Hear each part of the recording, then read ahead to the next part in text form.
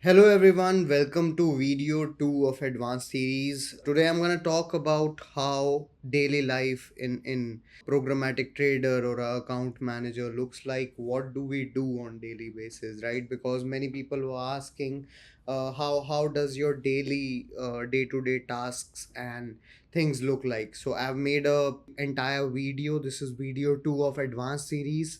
This is a video which will help you out in clearing your interviews if you are trying to portray that you are already a programmatic trader and you do not have much access to many of the DSPs or workflows. You can understand using this video what exactly a trader or a account manager is doing on day-to-day basis. In gist, if we talk about, we generally check pacing and performance unless we have a special sort of request from client, which could be a QBR or quarterly business reviews or post campaign audits, on which I will be making videos soon. But today I'm going to talk about how basic day looks like in life of a trader. So let's get into the video. The first thing after you log in to your campaigns which have been allotted to you, you check the pacing, how pacing is doing right now. Now what is pacing? Pacing is the spend which is required by your campaign. Is your campaign able to spend that particular amount or not? Okay, so you open DV360 or Trade Desk, Amazon, any platform that you have campaign set on, and then you pull up every active campaign's pacing view. Now there is a pacing view on DV360 itself. It looks something like this, where you can select pacing from a drop down column above the insertion orders, and this is the average daily spend which is being done by the campaigns, and this is the required spend by the campaigns. So here you can see the required spend is 1600, but this particular insertion order under one campaign, which is prospecting ROC, is only spending 1180 instead of 1600. And here the required spend is 720, but we are spending 740. Here the required spend is 2000, but we are spending 2050.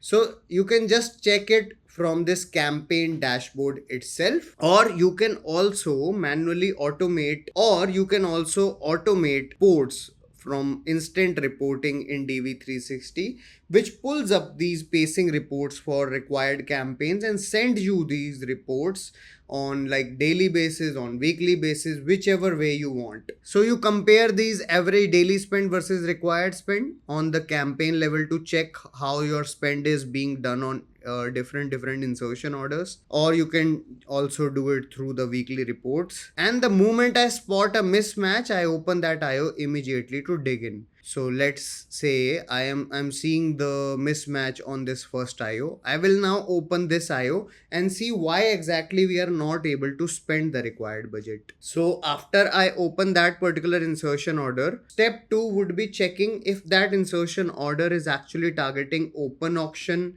inventory, or is it a programmatic guaranteed line item which are there within that particular insertion orders, or is it a PMP deal, which is a private marketplace deal? Because troubleshooting varies a bit in all three. When it's a PGIO, let's take example of a programmatic guaranteed line item, right? So I will directly go to that line item. I will click on that line item and I will see something like this, how you see on my screen. I will click on troubleshooter, and here I can see the total available impressions were 3.1 trillion. But we won none of them. Bid responses were 0 and impression won were 0. Now since bid responses are 0, I will directly reach out to the publisher with whom I have created this programmatic guaranteed line to ask them why we are not getting these bids. And secondly, I will check the targeting. If you see here, there is this button of targeting. I'll click on it. And once you click on it, you can see and match what targetings are being sent by the publisher. So let's say it's a geography issue. Okay. The geo that you would be targeting would come up somewhere here, and it would say you are targeting the entire Canada region without Quebec. But when you see the targetings being sent by the publisher, you will see the deal is delivering to Quebec, which is Like I am targeting rest of Canada excluding Quebec, but I am getting impressions from Quebec, so I can reach out to them. In a similar way, if I see there is a creative size issue, so let's say I am deal is sending me 970 cross 250 requests, but I don't have that particular creative with that particular size uploaded in my particular line item, then I will reach out to publisher saying please send me deal which has this particular size added in your deal, right? Because deal should match what we have targeted on our line item, and if there is a mismatch we might not be able to spend, and that's what's happening in this particular PG line item. If I'm still stuck, if everything checks out on my end, I directly reach out to publisher that I check the targetings and they are matching correctly, but I'm still getting zero bid responses. Can you check what's going on your end? Because when it's a programmatic guaranteed line item, we cannot do much of optimizations. We'll have to reach out to the publisher who has set these line items and is sending out inventory for us. Now, when PG line item is sorted, right? When we talk about PMP or open exchange, they are somewhat similar, and initial checks are somewhat similar for troubleshooting both of them. The only difference is in PMP line items we have some set CPMs or CPAs or whatever targets that we have chosen while choosing the PMP deal, whereas open exchange, as you know, runs on the market price. If the market price of a CPM is $2, then we will be paying $2.01 and we will win that auction. Whereas if the market price is $2 and we have chosen a PMP deal of $1.5, we might never show our ad to that particular PMP deal. So when I check the negotiated CPM against market rate, for example, floor is 2 CPM, while open market is closer to $3. If we are being underpriced out of the auction, I expand reach by adding more PMP deals or layering in open exchange. So for PMP deals in particular, if we are unable to match the market price, I cannot do anything because that particular metric is fixed. The price of the CPM is fixed in a PMP deal. So rather I choose more PMP deals or layer it with some open exchanges so that I am able to win more impressions. In open exchange, no deal setting to audit here, right? It's completely an open exchange as the name suggests. So I go straight to the impression loss widget to see exactly where available impressions are slipping away, then act on whichever reason is dominant. So after checking what is the ongoing CPM through dashboard and matching it with PMP deals, if it is still matching up and we are unable to see the pacing at 100% or more than 90%, we still check the impression loss widget. So cutting it short, making it simpler, for both PMP and open exchange, you will still go to the DV360 dashboard and see this impression loss widget. Now, impression loss widget is your Bible while checking pacing for open exchange and PMP because it tells you exactly where you are losing out the impressions on.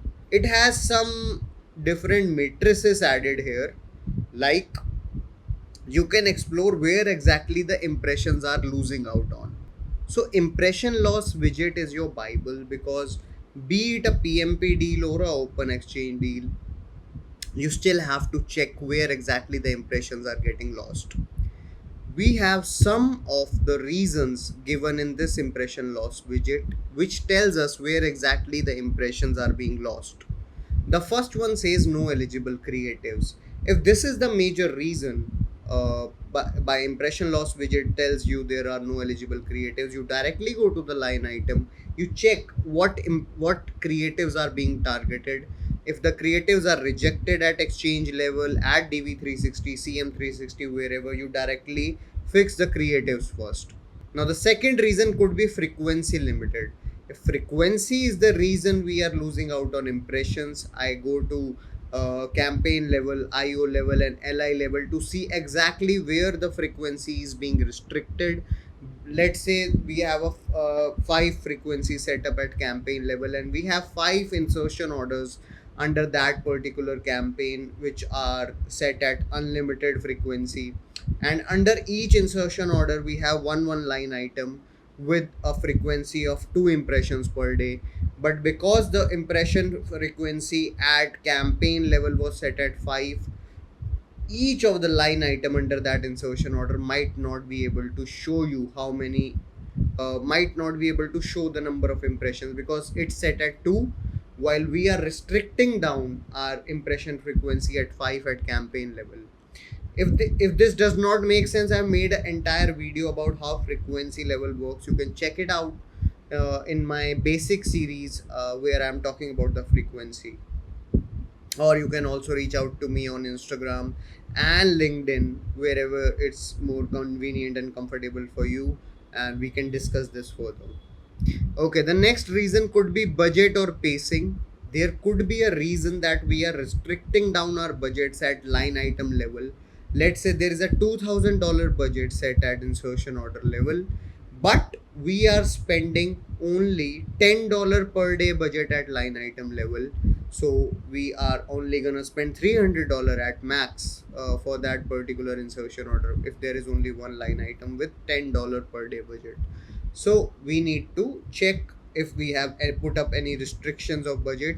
Regarding pacing, we could increase our pacing setting from even to ahead, so that we are able to pace more. Like if you move your setting from even to ahead, you pace 20% above the required spend, and I completely recommend that particular setting for those under pacing IOs. Then below minimum bid, if this is the reason why your campaign is unable to spend, you need to check if the bid or the bidding you have set at line item level or at IO level is restricting down the number of impressions that you're getting. Let's say you have applied a average CPM price of $3, but the market price ongoing is $3.5. So we need to increase our CPM price from 3 to 3.5 so that we get more impressions. And always gradually increase the settings, be it frequency, CPM bids, or the budget also. Then the last one could be auction lost. Okay, we could lose out on auctions because of multiple reasons. It could be viewability, it could be frequency, it could be bids. So we will go to the troubleshooter if it's a PG deal, if it's a PMP deal, to find out what exactly we are losing out on. And how we do that, just like I showed you in slide 2, where you go to targeting and check exactly where we are losing out our impressions on.